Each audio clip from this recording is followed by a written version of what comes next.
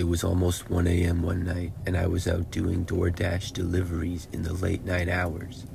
It had been a quiet night, just a few orders here and there.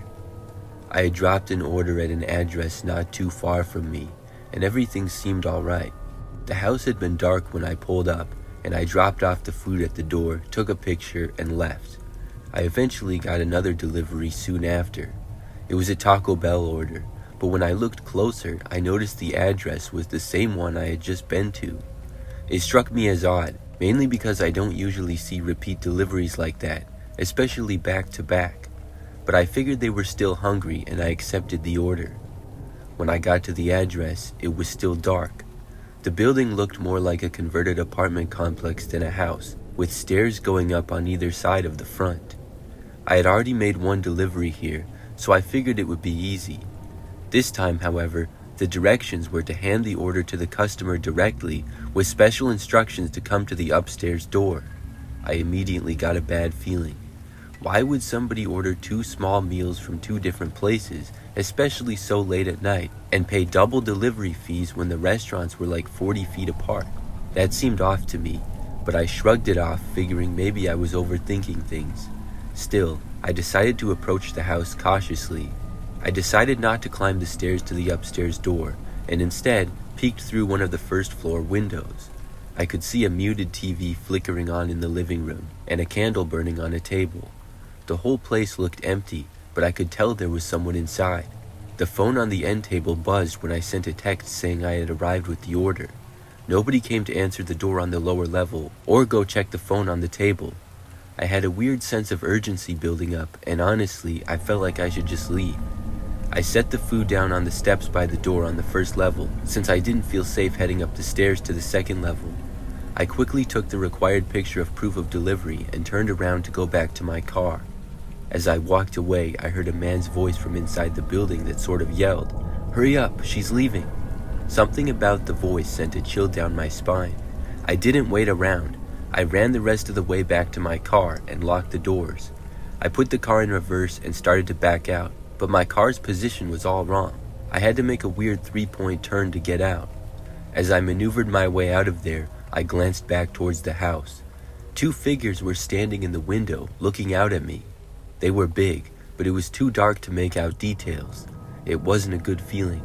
One of the downstairs doors was slightly ajar, I also noticed. I don't know why, but that seemed important. I wasn't one to get paranoid easy, but everything about that situation felt wrong. Why would someone leave a note asking for me to come upstairs when they had just ordered food a few minutes ago to the downstairs door? Why had nobody answered the door? And why did one of those guys inside yell out that I was leaving? It seemed like a setup, with maybe a person at each level of the house. I had a bad feeling that if I went up the stairs to the second floor to make the delivery, I would have been trapped with someone coming from the lower level and following me up. I had to call DoorDash support to let them know what happened. Thankfully, they took me seriously and would mark the location as unsafe in their system. From now on, if I get a delivery to that house or even near it, I'm going to decline it.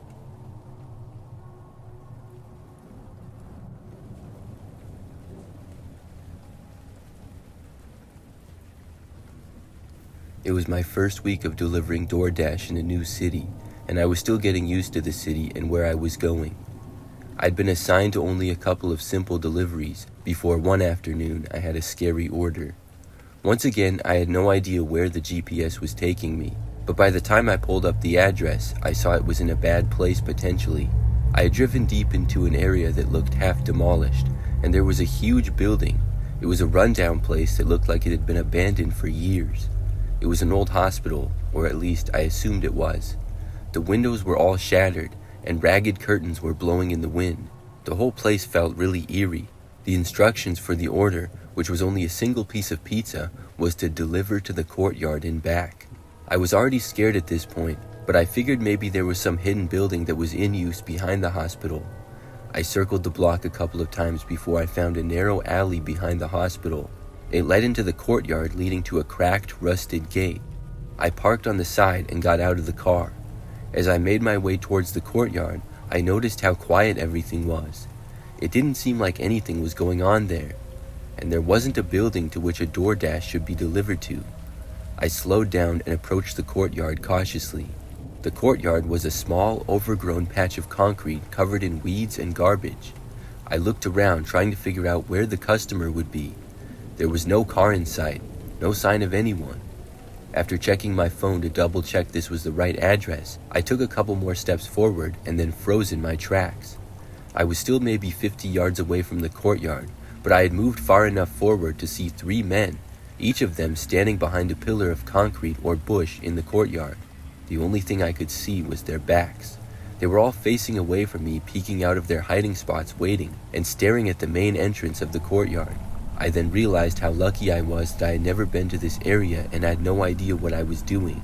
I clearly didn't find the main entrance alley or road to the courtyard, and I had taken a back way that ended up behind these guys somehow. I don't know if they had planned to just steal my car or something way worse.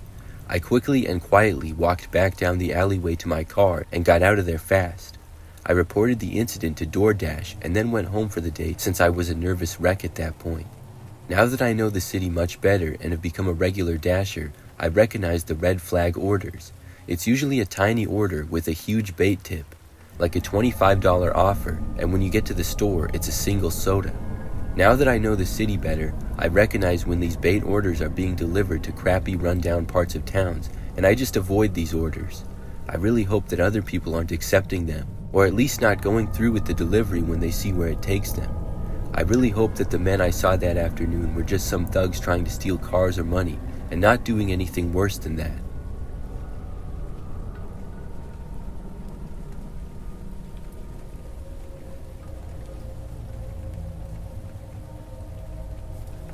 I work at a local pizza place in a small town. One night, I had gotten stuck with a delivery to a trailer park on the edge of town. A lot of the addresses there were tough to find because of how poorly lit the place was, but it was a regular customer for us, so I knew the layout well enough. I drove out after dark and parked outside the trailer and double-checked the address on the receipt. I walked up to the trailer and knocked. No answer the first time, so I knocked again, but still no answer. I figured maybe he was in the bathroom or had fallen asleep, so I called his phone. The number rang, but he didn't pick up. I left a voicemail and said I was outside with his order and to come out and get it, basically. I knocked one more time, louder this time, just in case he hadn't heard me. At that point, I was getting frustrated, especially since it was already late and I was eager to head back to the restaurant. I went back to the car, grabbed the receipt, and made sure the address was correct again. Sure enough, everything lined up. I left a final message on his voicemail on his phone, and then left the order outside and headed back to the restaurant. I was in for some news, however, once I got back to the restaurant. Apparently, while I had been driving back, the guy who I had just delivered to had called the store. He had been angry and yelled into the phone, threatening the restaurant and the drivers. He also said something along the lines of not to send any more delivery drivers to the trailer park or he would murder them. This wasn't the first time a customer had called our store upset about something, but this time was by far the worst. I don't know if he was angry that he had missed the delivery, or if he was mad that I left his order outside and didn't wait longer, but I felt like what I had done was pretty reasonable.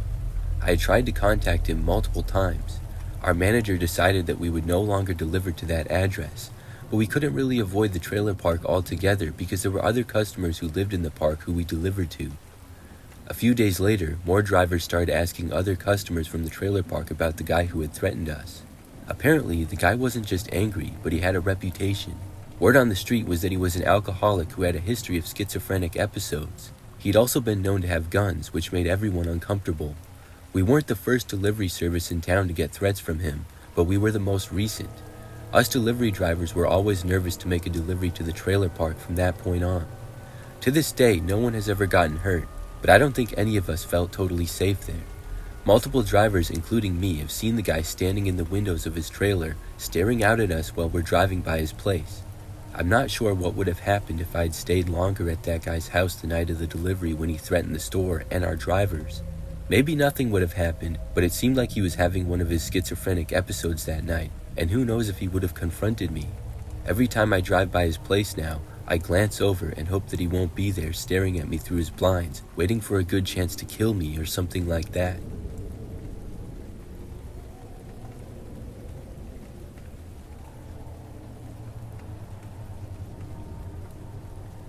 After graduating college, the first thing on my mind was relocating somewhere new, so I made plans to move across the country and start a new life.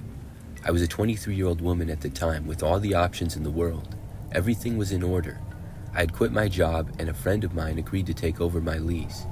I'd been living alone in a townhouse since my previous roommate graduated, so my friend moved into the other bedroom while I was preparing to move out. About a week later, at 10 p.m., the two of us were watching TV when there was a knock at the door. My friend got up to answer. He came back with a bag of food from a sandwich delivery place, assuming I'd ordered it, but I didn't order anything. We thought that maybe it had been delivered to the wrong address, but it had my name and address on the receipt. The phone number on the receipt, however, was unfamiliar. I called the number and someone answered, but they never spoke. I could only hear the normal sounds of a room and breathing. I searched for the phone number and it appeared to be through an app. I convinced myself this was some kind of a prank or misunderstanding. A few nights later, there was another knock at the door. My friend insisted on answering again, and I heard him telling a delivery person that this was a mistake. The driver responded saying that they had taken the order themselves over the phone and spoke to a man who simply asked for the specials and ordered the first one. It was the same number on the receipt as last time. I called again, and again I heard someone listening on the other end. After that, the deliveries kept coming every few nights. My move was delayed for unrelated reasons, and the longer I stayed, the more it began to really scare me. Why would someone do this? Not to mention the amount of money they were spending on this for the food and deliveries. One time, I called the number after another delivery with my friend sitting next to me. The stranger picked up the phone as usual, but this time we heard a faint voice which said, "She definitely still lives there," followed by an abrupt silence. I didn't recognize the person speaking, but I realized I shouldn't have been calling from my own number. I never called again.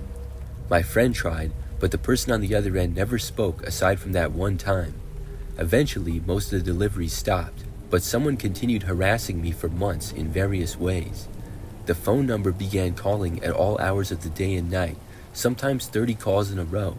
They usually would call my phone, but called my friend sometimes as well. If we answered, they would immediately hang up and call again. I began getting random friend requests on every social media, with messages such as, "Don't you remember meeting at the party last night?" even though I hadn't left my house in a week. Most disturbingly, someone also started throwing eggs at the townhouse, which suggested that the stalker was local and knew where I lived. Maybe he was watching every time a delivery was dropped off. Maybe he was watching other times too.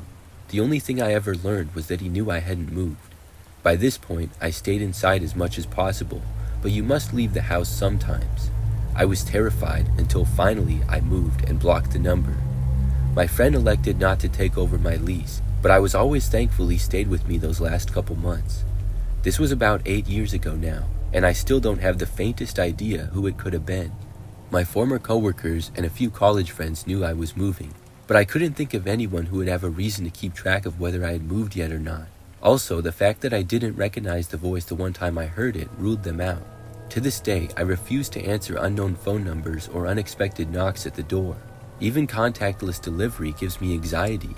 I'm always half expecting to hear back from my stalker from many years ago.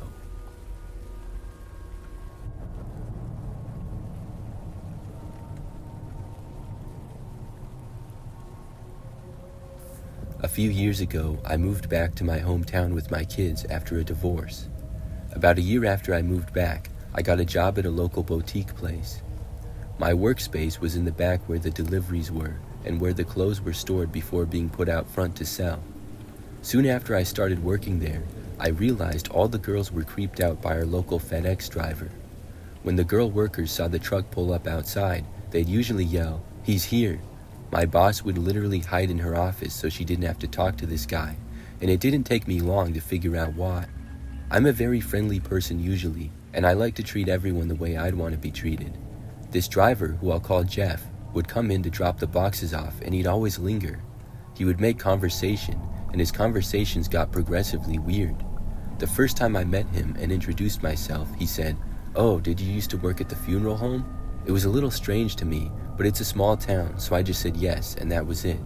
I hadn't given him my last name, so I just figured he remembered my face. One of the next times he was there, he he told me that he just dropped off some packages at my house. When I looked at him and asked how he knew where my house was, he just laughed and said, "It's not a big city."